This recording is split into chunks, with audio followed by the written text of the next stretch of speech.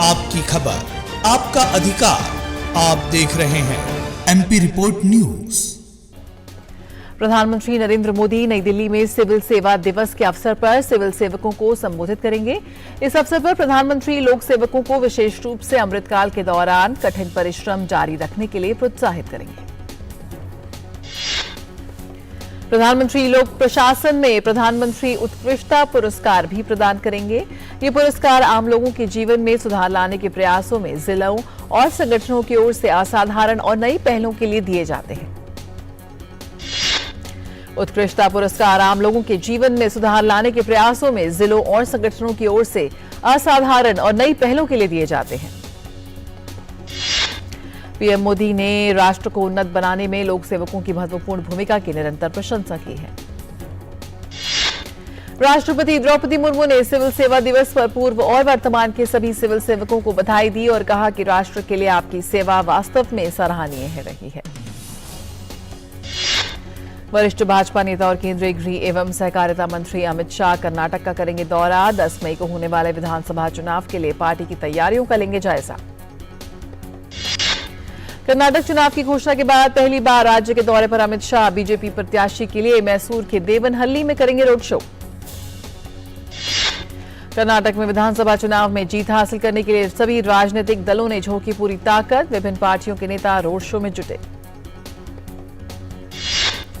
राज्य में सत्तारूढ़ भाजपा इस बार भी कोई मौका नहीं छोड़ना चाहती। इसी कड़ी में भाजपा के स्टार प्रचारक राज्य में कई रैलियां करेंगे। मुख्यमंत्री बसवराज बोम्मई ने कहा कि प्रधानमंत्री नरेंद्र मोदी चुनावी राज्य कर्नाटक में करीब 20 स्थानों पर चुनावी रैलियों को करेंगे संबोधित।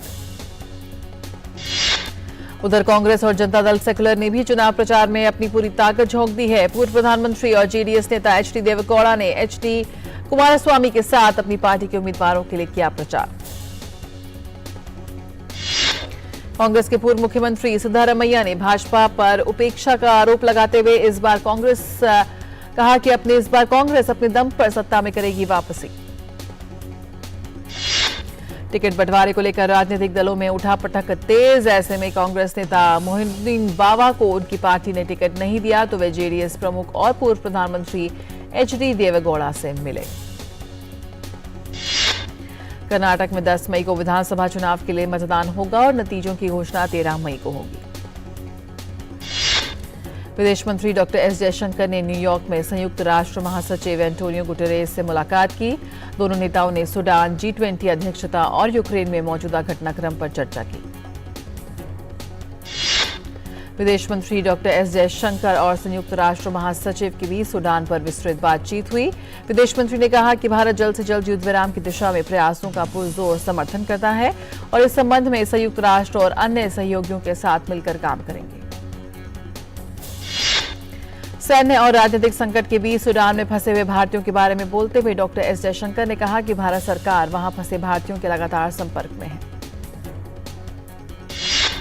सूडान में फंसे भारतीयों को विदेश मंत्री डॉक्टर एस जयशंकर की सलाह। कहा, हर किसी के लिए बहुत मुश्किल है, लेकिन शांत रहें और अनावश्यक जोखिम ना लें। विदेश मंत्रालय के प्रवक्ता ने कहा कि जरूरत पड़ने पर सूडान से भारतीयों की निकासी के लिए आपात योजना तैयार की जा रही है। उन्होंने कहा, ऐसी परिस्थितियों के लिए आपात प्लान पहले से ही मौजूद है। प्रधानमंत्री नरेंद्र मोदी ने डेनमार्क की अपनी समकक्ष मेटे फ्रेडरिक्सन से टेलीफोन पर की बातचीत। प्रधानमंत्री मोदी ने अपने ट्वीट में लिखा, डेनमार्क की प्रधानमंत्री सुश्री मेटे फ्रेडरिक्सन से बात कर खुशी हुई। प्रधानमंत्री नरेंद्र मोदी ने कहा कि हमने अपने हरित सामरिक साझेदारी में प्रगति की समीक्षा की और 2024 में अपने राजनयिक संबंधों की 75वीं वर्षगांठ मनाने पर विचारों को साझा किया। भारत की चल रही G20 अध्यक्षता के लिए उनके समर्थन की सराहना करते हुए ज्ञानवापी मस्जिद काशी विश्वनाथ विवाद से जुड़े मामले में सुप्रीम कोर्ट में आज अहम सुनवाई। हिंदू पक्ष ने वाराणसी की अदालत में लंबित सभी मुकदमों को एक जगह करने की रखी है मांग। इससे पहले बीती 17 अप्रैल को ज्ञानवापी मस्जिद में रमजान के दौरान वजू में हो रही दिक्कत के मामले पर शीर्ष अदालत में सुनवाई हुई थी। कोर्ट ने याचिका पर सुनवाई करते हुए इस मामले में प्रशासन को बैठक के आयोजन का निर्देश दिया था। नई दिल्ली में अरुणाचल प्रदेश और असम के बीच सीमा विवाद को लेकर चला आ रहा 50 वर्ष से अधिक पुराना विवाद आज एक समझौते के रूप में सफलतापूर्वक सुलझा लिया गया। करीब 123 गांवों से संबंधित दोनों राज्यों के बीच 800 किलोमीटर की सीमा का यह विवाद केंद्रीय गृह मंत्री अमित शाह की मौजूदगी में अरुणाचल प्रदेश के मुख्यमंत्री और असम के मुख्यमंत्री के बीच एमओयू के रूप में सामने आया। केंद्रीय गृह मंत्री ने कहा, प्रधानमंत्री मोदी के नेतृत्व में पूर्वोत्तर को विवाद रहित बनाकर विकास की मुख्यधारा में शामिल करने का लक्ष्य है और ये समझौता इस दिशा में एक मील का पत्थर साबित होगा। असम के मुख्यमंत्री हिमंता बिस्वा शर्मा ने कहा कि हमने अपने सभी सीमा विवाद को सुलझा लिया है और जिन इलाकों का डिमार्केशन अभी नहीं हो पाया है उन्हें हमारी क्षेत्रीय इकाइयां सर्वे के जरिए अगले 6 माह में पूरा कर लेंगी। अरुणाचल प्रदेश के मुख्यमंत्री पेमा खांडू ने कहा कि हमें खुशी है कि असम के साथ हमारा सीमा विवाद अब समाप्त हो गया है। असम सरकार ने पड़ोसी राज्य के साथ अंतर्राज्यीय सीमा मुद्दों पर अरुणाचल प्रदेश के साथ बातचीत की है के लिए 12 क्षेत्रीय समितियों का गठन किया है। और सौराष्ट्र तमिल संगमम ट्रेन यात्रा के पहले जत्थे का वडोदरा स्टेशन पर कल जिला प्रशासन द्वारा भव्य स्वागत किया गया। इस दौरान तमिल पर्यटकों ने स्थानीय प्रशासन को धन्यवाद कहा। तमिल पर्यटकों ने सोमनाथ और द्वारिका जैसे धार्मिक स्थलों का भ्रमण किया। तमिल पर्यटकों ने इस अद्भुत पहल के लिए प्रधानमंत्री नरेंद्र मोदी का भी आभार जताया। पर्यटकों ने गुजरात सरकार के कार्यक्रमों की भी प्रशंसा की। इस दौरान दोनों राज्यों की सांस्कृतिक झलक देखने को मिली। भारत गौरव यात्रा पर निकले यात्रियों ने गुरुवार को नालंदा स्थित प्राचीन नालंदा विश्वविद्यालय के भग्नावशेष का अवलोकन किया। देश के विभिन्न हिस्सों से आए 400 पर्यटकों की टीम के सभी यात्री भारत गौरव पर्यटक ट्रेन से गए। विदेश मंत्री डॉक्टर एस जयशंकर आज 4 देशों की यात्रा पर रवाना हो रहे हैं। Doctor S Jaishankar Guyana, Panama, Colombia और डोमिनिकन गणराज्य की आधिकारिक यात्रा पर रवाना होंगे। विदेश मंत्रालय द्वारा जारी प्रेस विज्ञप्ति के अनुसार जयशंकर 21 से 23 अप्रैल तक गुयाना, 24 से 25 अप्रैल तक पनामा और 25 से 27 अप्रैल तक कोलंबिया और 27 से 29 अप्रैल तक डोमिनिकन गणराज्य की यात्रा करेंगे। जम्मू कश्मीर के पुंछ जिले में आतंकियों ने घात लगाकर सैन्य वाहन पर विस्फोट कर हमला किया। इसमें 5 जवान शहीद हो गए। सेना प्रमुख ने इस हमले के बारे में रक्षा मंत्री राजनाथ सिंह को जानकारी दी है। रक्षा मंत्री ने शोक जताते हुए कहा कि पुंछ जिले में हुई त्रासदी से दुखी हूं। भारतीय सेना ने अपने बहादुर जवानों को खो दिया। इस दुखद घड़ी में मेरी संवेदनाएं शोक संतप्त परिवारों के साथ हैं। 15 साल पुराने एक मामले में सपा नेता आजम खान के बेटे अब्दुल्ला आजम खान की दोष सिद्धि पर रोक लगाने से इंकार करने के अलावा हाईकोर्ट के आदेश के खिलाफ दायर याचिका पर सुप्रीम कोर्ट आज सुनवाई करेगा। झारखंड में आईएएस छवि रंजन ने भूमि घोटाला मामले में प्रवर्तन निदेशालय के समक्ष पेश होने के लिए 2 सप्ताह का समय मांगा। ईडी ने उन्हें आज जांच में शामिल होने के लिए सम्मन भेजा था। केंद्रीय खाद्य प्रसंस्करण उद्योग और जल शक्ति राज्य मंत्री प्रहलाद पटेल मिलेट्स महोत्सव में भाग लेने के लिए आज राजस्थान में जोधपुर के दौरे पर रहेंगे। लोगों में मिलेट्स के लाभों के बारे में जागरूकता बढ़ाने के लिए केंद्रीय खाद्य प्रसंस्करण उद्योग मंत्रालय के सहयोग से यह आयोजन किया जा रहा है। कपड़ा उद्योग से संबंधित विभिन्न महत्वपूर्ण एजेंडे और सामयिक मुद्दों पर विचार विमर्श करने के लिए कपड़ा मंत्रालय राजकोट में कपड़ा उद्योग के हितधारकों के साथ एक चिंतन शिविर करेगा आयोजित। गोवा पर्यटन विभाग 3 दिवसीय स्पिरिट ऑफ गोवा उत्सव की मेजबानी करेगा, जो नारियल और काजू के फलों से बने स्थानीय पेय से जुड़ा है। पंजाब में अन्नदाता बदहाल और परेशान। राज्य के मनसा में शिमला मिर्च का मूल्य 1 रुपए से 1.5 रुपए प्रति किलो तक गिरने के बाद गुस्साए किसानों ने अपनी फसल सड़कों पर फेंकी। उत्तर प्रदेश में आगामी नगर निकाय चुनाव के चलते पुलिस बेहद सतर्क। बागा पुलिस ने अवैध शस्त्र बनाने वाली फैक्ट्री का किया भांडाफोड़।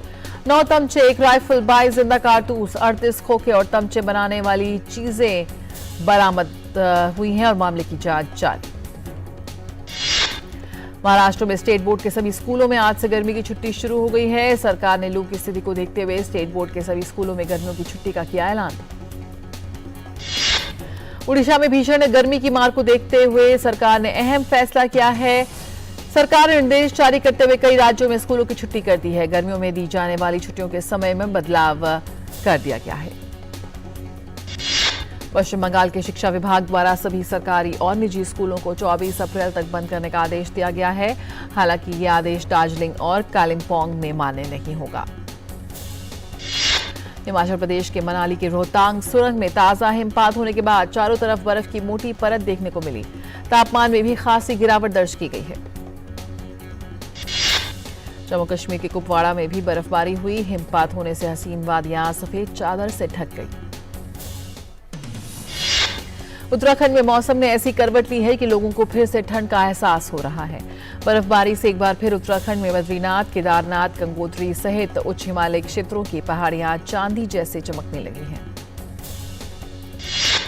बद्रीनाथ केदारनाथ धाम में रात भर बर्फबारी हुई, जबकि निचले क्षेत्रों में बारिश लगातार जारी है। गंगोत्री धाम की पहाड़ियों और गौमुख के आसपास के क्षेत्रों में बर्फबारी हुई। मुंबई के भायखला चिड़ियाघर ने जानवरों को गर्मी से बचाने के लिए खास इंतजाम किए हैं। पशु चिकित्सक डॉक्टर कोमल राहुल ने बताया कि तापमान ज्यादा होने पर पानी का छिड़काव करते हैं। पवित्र रमजान महीने के खत्म होने के बाद तमिलनाडु में ईद मनाई जा रही है। कोयम्बटूर में लोगों ने आज ईद की नमाज अदा की। महीने में कुल 13.96 लाख सदस्य जुड़े हैं। इनमें से लगभग 7.38 लाख नए सदस्य पहली बार कर्मचारी भविष्य निधि संगठन के दायरे में शामिल हुए हैं। और शामिल किए गए सदस्यों में उच्चतम नामांकन 18 से 21 वर्ष के आयु समूह में 2.17 लाख सदस्यों के साथ दर्ज किया गया। इसके बाद 22 वर्ष से 25 वर्ष के आयु समूह में 1,91,000 सदस्य हैं। फरवरी माह के दौरान कुल नए सदस्यों में 18 वर्ष से 25 वर्ष के आयु वर्ग के सदस्यों की संख्या 55.37% है। इससे पता चलता है कि देश के संगठित क्षेत्र के कार्यबल में शामिल होने वाले अधिकांश सदस्य पहली बार नौकरी चाहने वाले हैं। और आंकड़ों से ये भी पता चलता है कि लगभग 10,15,000 सदस्य कर्मचारी भविष्य निधि संगठन की सदस्यता में फिर से शामिल हुए हैं, जो कि पिछले वर्ष की तुलना में 8.59% अधिक है। और ईपीएफओ की सदस्यता में फिर से शामिल होने वाले इन सदस्यों ने अपनी नौकरियों को बदल दिया है। अंतिम निपटान के लिए आवेदन करने के बजाय इन सदस्यों ने अपने संचय को स्थानांतरित करने का विकल्प चुना, जिससे उनकी सामाजिक सुरक्षा का विस्तार हुआ है। केंद्र सरकार ड्रोन की मदद से कीटनाशक दवाओं की छिड़काव को शुरू करने जा रही है। इसके दिशा निर्देश के लिए एक पुस्तिका का विमोचन केंद्रीय मंत्री नरेंद्र सिंह तोमर ने किया। इस अवसर पर केंद्रीय मंत्री नरेंद्र सिंह तोमर ने कहा कि समय के साथ बदलाव जरूरी है। कृषि क्षेत्र में तकनीक का सहारा लेकर ही किसानों की तरक्की की जा सकती है। कृषि मंत्री ने मिलेट्स के लिए मूल्यवर्धन मशीनरी की एक पुस्तिका का भी विमोचन किया और कहा कि इसकी विश्व के मोटे अनाज की जरूरत को पूरा करने के लिए हमें तैयार रहना चाहिए। देश के 2 शहरों में खुले एप्पल के 2 स्टोर भारत की अर्थव्यवस्था में दुनिया के बढ़ते विश्वास की कहानी कह रहे हैं। भारत दुनिया का ब्राइट स्पॉट बना हुआ है और हर कोई यहां निवेश का इच्छुक है। मुंबई के बाद अब दिल्ली को भी एप्पल स्टोर मिल गया है। गुरुवार को साकेत में ये स्टोर जनता के लिए खुल गया। इसकी ओपनिंग खुद सीईओ टिम कुक ने की है। ये एप्पल का देश में दूसरा स्टोर है। पहला स्टोर एप्पल बीकेसी के नाम से मुंबई में खोला गया और कुक मंगलवार को मुंबई में एप्पल के पहले स्टोर के उद्घाटन पर भी मौजूद रहे थे। उन्होंने स्टोर के दरवाजे खोलकर ग्राहकों का स्वागत किया था। राजधानी दिल्ली में एप्पल स्टोर के खोलने से एक दिन पहले कंपनी के सीईओ टिम कुक ने प्रधानमंत्री नरेंद्र मोदी से बुधवार को मुलाकात की। टिम कुक ने ट्वीट कर गर्मजोशी से स्वागत के लिए प्रधानमंत्री मोदी का धन्यवाद किया। तमिलनाडु में भीषण गर्मी के बीच राज्य में बिजली की मांग 19,000 मेगावाट को पार कर गई, जो इतिहास में सबसे ज्यादा है। अग्रणी स्मार्टफोन और smart TV brand Xiaomi India ने गुरुवार को देश में अपने वरिष्ठ नागरिक उपयोगकर्ताओं के लिए एक विशेष एट होम फोन सपोर्ट सेवा शुरू की है। सूडान में गुरुवार को गोलियां और धमाकों के बीच राजधानी खार्तूम से हजारों नागरिकों का पलायन जारी रहा। दारफुर के पश्चिमी क्षेत्र में लड़ाई से बचने के लिए बड़ी संख्या में लोगों ने चाड में प्रवेश किया। इस बीच कई देशों ने ईद पर युद्ध विराम का आह्वान किया। सेना और अर्धसैनिक बलों के बीच जारी संघर्ष में अब तक 330 लोगों की जान जा चुकी है। खाद्य सहायता पर निर्भर सूडान में पिछले सप्ताह नई सरकार बनाने के लिए अंतर्राष्ट्रीय स्तर पर समर्थित योजना पर असहमति के कारण हिंसा भड़क उठी थी। सूडान में जारी हिंसा के बीच ईद के मौके पर 3 दिवसीय संघर्ष विराम के लिए कई देश कर रहे हैं प्रयास। युद्ध विराम के लिए कई देश सूडान की सेना प्रमुख से लगातार संपर्क में। अमेरिका, सऊदी अरब और कतर समेत कई देशों के विदेश मंत्रियों ने सूडान सेना प्रमुख अब्देल फताह अत बुरहान को फोन कर युद्ध विराम की अपील।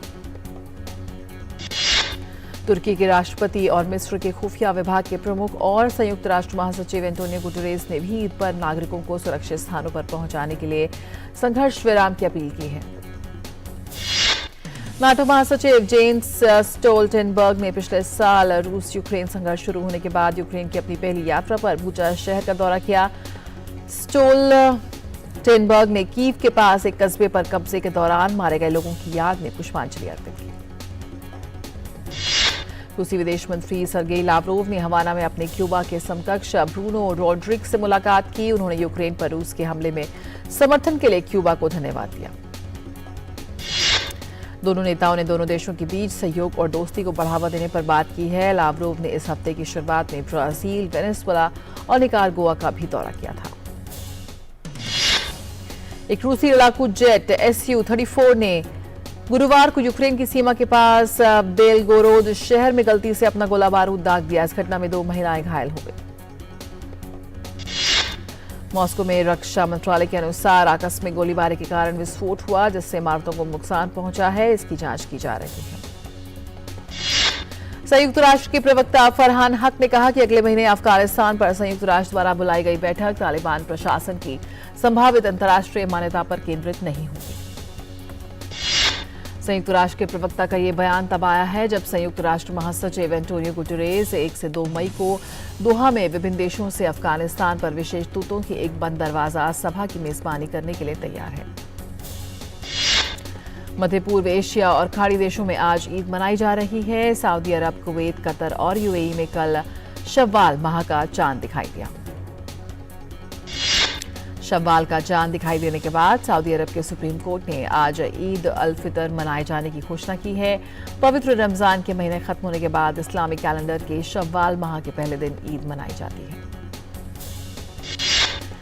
इंडियन प्रीमियर लीग में आज चेन्नई के सामने हैदराबाद की चुनौती है। ये मुकाबला चेन्नई की टीम अपने होम ग्राउंड पर खेलेगी। आईपीएल में चेन्नई का हैदराबाद के खिलाफ रिकॉर्ड है बेहद दमदार। 18 मुलाकातों में 13 में चेन्नई ने दर्ज की है जीत। वहीं 5 मैच में हैदराबाद को मिली है सफलता। दिल्ली कैपिटल्स ने लगातार 5 मैच कमाने के बाद अपनी पहली जीत हासिल की। कोलकाता नाइट राइडर्स को 4 विकेट से दी मात। दिल्ली कैपिटल्स के लिए डेविड वार्नर ने 57 रनों की बेहतरीन पारी खेली। दिल्ली कैपिटल्स इस जीत के बावजूद अंक तालिका में आखिरी नंबर पर है। रॉयल चैलेंजर्स बैंगलोर ने पंजाब किंग्स को 24 रन से हराया। बैंगलोर से जीत के लिए मिले 175 रन के लक्ष्य का पीछा करने उतरी पंजाब की पूरी टीम 18.2 ओवर में 150 रन बनाकर आउट हो गई। पाकिस्तान क्रिकेट बोर्ड ने पूर्व मुख्य कोच मिकी आर्थर को पाकिस्तान पुरुष क्रिकेट टीम का नया डायरेक्टर नियुक्त किया। टेनिस खिलाड़ी कार्लोस अल्कराज ने बार्सिलोना ओपन की क्वार्टर फाइनल में बनाई जगह। रॉबर्टो बैटिस्टा एग्यूट को दी मात। स्टेफनो सिटसिपास ने भी क्वार्टर फाइनल में प्रवेश किया। कनाडा के डेनिस शापोवालोव को दी शिकस्त। नॉर्वे की कैस्पर रूड बार्सिलोना ओपन से हुए बाहर। अर्जेंटीना के फ्रांसिस्को सेरेंजोलो के हाथों मिली हार। अर्जेंटीना के दिग्गज फुटबॉलर डियागो मैराडोना की मृत्यु को लेकर उनकी मेडिकल टीम की बड़ी मुश्किलें। 8 स्वास्थ्य कर्मियों पर लापरवाही बरतने के संबंध में चल सकता है कोर्ट में केस। मैनचेस्टर यूनाइटेड की टीम यूरोपा लीग से हो गई है बाहर। टीम को क्वार्टर फाइनल में के दूसरे लेग के मुकाबले में सेविया के हाथों 3-0 से मिली शिकस्त। सेविया की टीम अब सेमीफाइनल में यूवेंटस से भिड़ेगी। सेमीफाइनल मुकाबले का पहला लेग 11 और दूसरा लेग 18 मई को खेला जाएगा। एएस रोमा की टीम यूरोपा लीग के सेमीफाइनल में पहुंच गई है। टीम ने क्वार्टर फाइनल के दूसरे लेग के मुकाबले में फायनार्ड की टीम को 4-1 से हरा दिया। पिछले सीजन में टीम ने यूरोपा लीग की कॉन्फ्रेंस के फाइनल में फेयरनार्ड को शिकस्त दी थी। एएस रोमा की टीम अब सेमीफाइनल में बायर लेवरक्यूसेन से भिड़ेगी। यूवेंटस की टीम ने यूरोपा लीग के सेमीफाइनल में किया प्रवेश। टीम ने क्वार्टर फाइनल में स्पोर्टिंग को हराकर अंतिम 4 की राह तय की। सलमान खान की मोस्ट अवेटेड फिल्म किसी का भाई किसी की जान ईद के मौके पर आज सिनेमाघरों में हो रही है रिलीज। फिल्म में सलमान खान के साथ पूजा हेगड़े और दक्षिण के स्टार वेंकटेश भी हैं। लोकप्रिय टीवी अभिनेत्री रूही चतुर्वेदी और अंजुम फकीह एक्शन आधारित रियलिटी शो खतरों के खिलाड़ी 13 में खतरनाक स्टंट करती नजर आएंगी। उन्होंने शो में शामिल होने के लिए अपने सुविधा क्षेत्र से बाहर निकलने पर अपनी खुशी जाहिर की। टीवी कलाकार फरमान खान और कृतिका सिंह यादव के धारावाहिक प्यार के साथ वचन धर्मपत्नी ने सफलतापूर्वक थप्पड़ रिलीज किया है। प्रभदीप ने कहा कि ये single comic book super hero से प्रेरित है। बनी चाओ होम डिलीवरी की अभिनेत्री उल्का गुप्ता जासूसी की दुनिया में कुछ बड़ा करना चाहती हैं। उन्होंने बताया कि 70 मिलियन स्क्रीन पर काम करने की इच्छा रखती हैं। तेलुगु फिल्म दसरा साउथ के साथ साथ हिंदी ऑडियंस के बीच चर्चा में बनी हुई है। बॉक्स ऑफिस पर 100 करोड़ क्लब में एंट्री कर चुकी दसरा अब ओटीटी पर भी आने वाली है। सोनाक्षी सिन्हा की पहली सीरीज दहाड़ का पोस्टर अमेजन प्राइम वीडियो ने किया शेयर। इस पोस्टर में एक्ट्रेस पुलिस की वर्दी में नजर आ रही हैं।